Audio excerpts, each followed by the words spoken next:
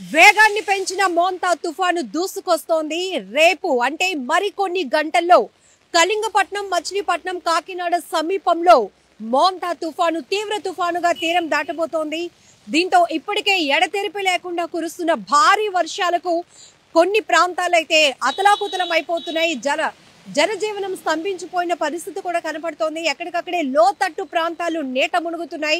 రహదారులు కూడా నిర్మానుష్యంగా మారుతున్నాయి. ఎందుకంటే గత 4 రోజులుగా వాతావరణ శాఖ ఆంధ్రప్రదేశ్ కు మోంతా తుఫాను ఎఫెక్ట్ భారీగా ఉంటుందని అంచనా వేస్తూ ఇచ్చినటువంటి డైరెక్షన్స్ నేపథ్యంలోనే ప్రజలు అప్రమత్తంగా ఉండాలి. ఈ మోంతా తుఫాను ప్రభావం వల్ల గంటకు 90 నుంచి 110 కిలోమీటర్ల వేగంతో బలమైన ఈదురుగాలులు వీసే అవకాశం ఉంది. కాబట్టి సముద్ర తీర ప్రాంతాల్లో పూర్తిగా జనాలనైతే నిషేధించడం కూడా జరిగింది. ఎందుకంటే మనం చూడొచ్చు, రహదారులపై ఎక్కడికక్కడే భారీ వృక్షాలు సైతం నేల కొరుగుతున్నాయి. చెట్లు కొమ్మలు విరిగి పడుతూ ఉండటంతో పార్కింగ్ చేసి ఉన్నటువంటి వాహనాలు సైతం డ్యామేజ్ అవుతున్నటువంటి దృశ్యాలు కూడా మీరు ఐ డ్రీమ్ స్క్రీన్ పైన చూస్తూ ఉన్నారు. ఇప్పటికే విశాఖలో నిన్నటి నుంచి గంటల తరబడి ఎడతెరిపి లేకుండా కంటిన్యూస్ గా ఎక్కడ రిలీఫ్ కూడా లేకుండా అయితే భారీగా వర్షం రెయిన్ఫాల్ కనపడుతోంది. అయితే దీని ప్రభావంతో మోంతా తుఫాను ప్రభావంతో కాకినాడ, కోనసీమ, పశ్చిమ గోదావరి జిల్లా, అలానే బాపట్ల, ప్రకాశం లాంటి ప్రాంతాల్లో రెడ్ అలర్ట్ కొనసాగుతోంది. అత్యంత భారీ వర్షాలైతే నమోదవుతాయి కాబట్టి జాగ్రత్తగా ఉండాల్సినటువంటి పరిస్థితి ఉంది. మరొక వైపు తుఫాను ప్రభావిత జిల్లాలకు ఇప్పటికే స్పెషల్ ఆఫీసర్స్ ని కూడా మానిటరింగ్ కోసం నియమించడం జరిగింది. ప్రత్యేక అధికారులు ఎప్పటికప్పుడు పర్యవేక్షణ చేస్తున్నారు.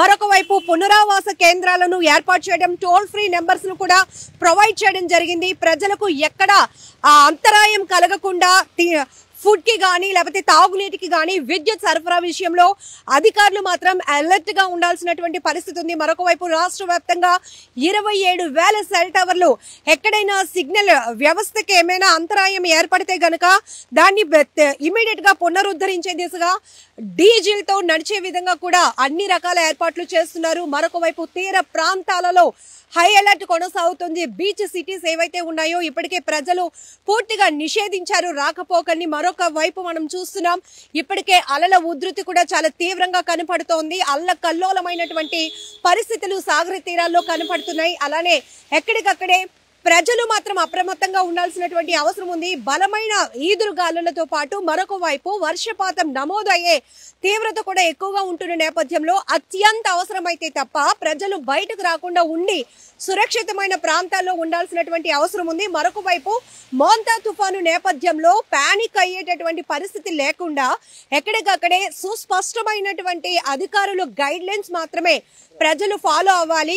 చిన్నపిల్లలు గాని, వృద్ధులు గాని ఎవరైనా ఉంటే గనక సురక్షిత ప్రాంతాల్లో ఉంచాల్సినటువంటి పరిస్థితులు ఉన్నాయి. మరొక వైపు విద్యుత్ అధికారులు కావచ్చు, వాటర్ సప్లై ఆఫీసర్స్ కావచ్చు, అలానే పునరావాస కేంద్రాలు దగ్గర ఆహారం సప్లై విషయంలో కూడా అధికార యంత్రాంగాల్ని పూర్తి స్థాయిలో ప్రభుత్వం అలర్ట్ చేస్తోంది.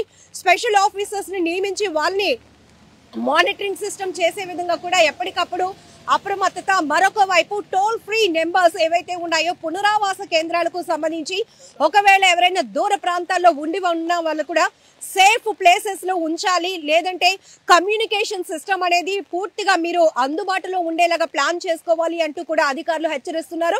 మరొక వైపు ఎన్డీఆర్ఎఫ్, ఎస్డీఆర్ఎఫ్ బృందాలు కూడా సిద్ధంగా ఉన్నాయి. ఎందుకంటే 2014లో వచ్చినటువంటి హుదూద్ తుఫాను ప్రభావం ఏ రకమైన భయంకరమైన పరిస్థితులను కలిగించిందో అందరికీ గుర్తుంది.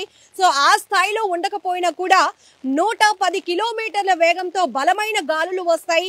భారీ నుంచి అతి భారీ, అత్యంత భారీ వర్షాలు నమోదవుతాయి. కాబట్టి ఇప్పటికే రెడ్ అలర్ట్ లో ఉన్నటువంటి జిల్లాలు ఏవైతే ఉన్నాయో ఈ ప్రాంతాల్లో ప్రజలు అస్సలు బయటకు కూడా రాకుండా ఉండే విధంగా అధికారులు ఏర్పాట్లు చేస్తున్నారు. ఇప్పటికే పునరావాస కేంద్రాలకు తీర ప్రాంత సమీపంలో ఉన్న వాళ్ళని, కొండవాళ్ళు ప్రాంతాల్లో ఉన్న వాళ్ళని, లోతట్టు ప్రాంతాల్లో నివసిస్తున్న వాళ్ళని కూడా పునరావాస కేంద్రాలకు తరలించి అక్కడ వారికి కావాల్సినటువంటి వసతులు కూడా ఏపీ సర్కార్ ఏర్పాటు చేస్తోంది.